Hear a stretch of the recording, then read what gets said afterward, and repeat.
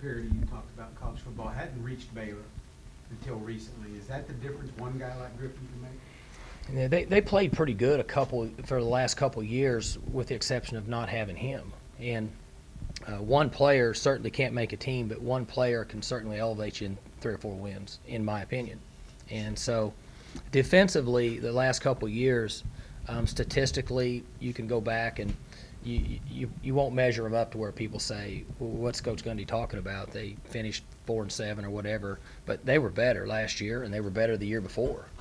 You just didn't have really anything to show for it. And then you have to have difference makers in your program, in my opinion, to elevate you to a different level. And I use that example last year.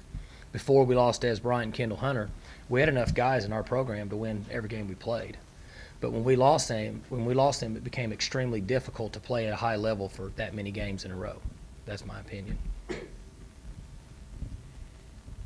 Speaking of Kendall Hunter, he's kind of been the workhorse the last few weeks and continues to be this year. Talk about his play and how important he is as the team continues to go forward. Well, obviously he's been very good for us. He's been a physical runner in the last half of the season. He started out that way, and he had a couple of games where he was effective, but he wasn't physical. But the last few games, he's really gotten physical yards, and we have to have that with our offense right now. We're getting some good play out of Joseph, and we're getting a little bit out of Jeremy Smith. But Kendall's a guy that we've had to go to and get physical yards. You saw Saturday when we had to run the ball at the end of the game to use the clock. It was blocked okay, not good. And he continued to push the pile and get 3 or 4 instead of 1 or 2, and then made a safety miss and got 10 or 12, and then the game's over. So he's really been effective in that area, and he's improved his ability to make plays if everything wasn't done perfectly, considerably more than even 2 years ago. This will be the second straight game where you guys have kicked off in the mornings. Do you like morning kickoffs, or what time would you prefer to play? Does it matter? In my opinion, college football is supposed to be played in the afternoon. 11:30 is fine with me. I'm not real fired up about getting up in the morning and waiting around all day to play a game. So I'd just soon play at 11:30 or 12 or 1 or 2 or 2:30. We're very excited about what TV does for this game, so we play some night games, but I just soon play in the afternoon. Mike, you talk a lot about freshmen, how they'll tend to hit a wall sometimes 6, 7 games in. You're 8 games in now. Have you seen guys, some of them separate from some of the others, and some of those guys have hit the wall? We've had some fatigue. We're better off than I thought we would be at this time, but we've had some guys that have slowed down a little bit, and we've had some guys that haven't. There are some guys that can just push forward and fight through it, but we're playing a number of guys that are in their first year, and some of them have kind of hit a wall, but in most cases they'll recover. They'll come back. Some takes them a week, 2 weeks, 3 weeks before we can get them back into it mentally and prepared well enough in order to have a chance to win the game. You have so many new starters, Mike, and you're missing one of your best players last week. Could you speak to the character of this team and be able to go up there, maybe not even play its best game, but still win, find a way to win? Well, I'd like to think that we're at a point with our football program now where we're able to win some games if everything doesn't work in our favor. And I don't know that it's always been that way at Oklahoma State.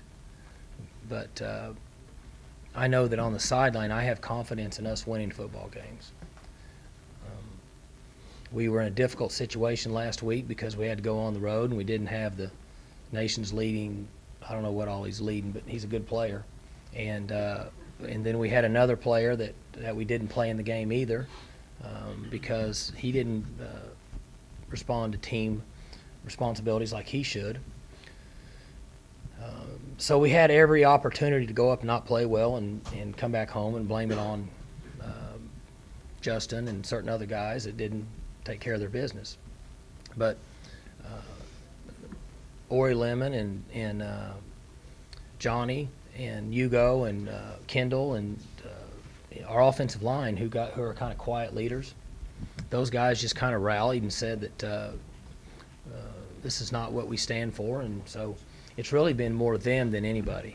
that they're just deciding that you have to find a way to accomplish your goals. And so, I mean, I'm very proud of them for that, and it needs to continue on. You know, we got a final stretch here, another month or 4 weeks, whatever. We got to make a good run here in the end. Coach Blackman served his 1-game suspension. So is it now just all is forgotten water under the bridge, back to normal? Mm-hmm. We like to perform, or we like to carry on that way.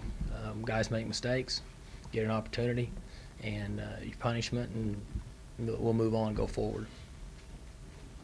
Coach, John mentioned Joseph Randle and freshman earlier. When specifically talking about Joseph Randle, he's a young kid that's coming in and having not only really good success, but basically at 2 different positions. What are you guys doing as a coaching staff to keep him from hitting that rookie wall, if you would? Well, we're doing the best we can to keep them fresh, but they got to practice and do everything in order to get prepared to play in the game. And I don't know that we've found the recipe for that. But we've got a few guys that are hanging in there. Joseph's hanging in there, and Sean Lewis is hanging in there.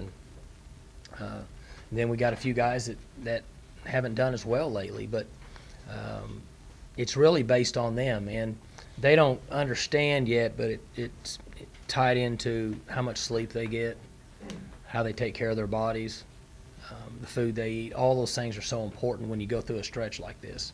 You usually don't figure that out till you're out of college. Fortunately, now we've got people that talk to them about that on a consistent basis in our strength and conditioning, and we have other people that we've hired that are in our program now, and they communicate to the players about the importance of their taking care of themselves mentally and physically in order to play well throughout the season. I'm a firm believer in that, and I think that has helped us. Was it beneficial at all to Whedon to not have Blackman in there for 1 game as kind of a crutch to lean on and kind of spread the ball around more? There's a lot of talk about that. I'm going to say that he probably said no, that he would have preferred to have him in there. But I agree with part of that in the fact that this system is so based on quarterback's decision making and his thought process, and reacting very fast, that it could have helped him, because he should have had to flow through the plays in accordance with the system more so than leaning on a good player, which all quarterbacks do. And I think you'd have to ask Coach Holgerson, but I think Brandon probably played his most efficient game in those areas. What does Tracy Moore have to do to get back on the 2 deep? Well, Tracy should be back and rolling. He wasn't very good, a very good team player last week, and so he didn't play on the field. He didn't give us anything offensively, but we're looking forward to him getting back out there. Good. Changes in the kick coverage look good. We threw a few guys in there just to give us some experience to make us feel better. When you looked out there and there weren't 10 freshmen, there was only 7. Felt a little bit better. I think the plan that we had was good. I think,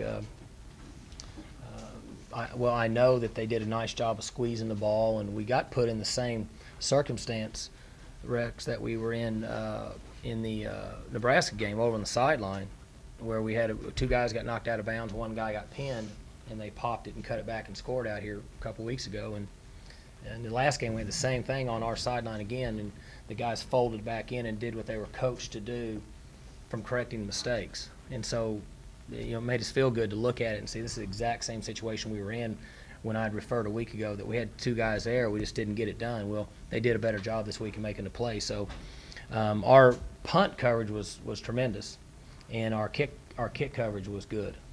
So good. All right. Thank you.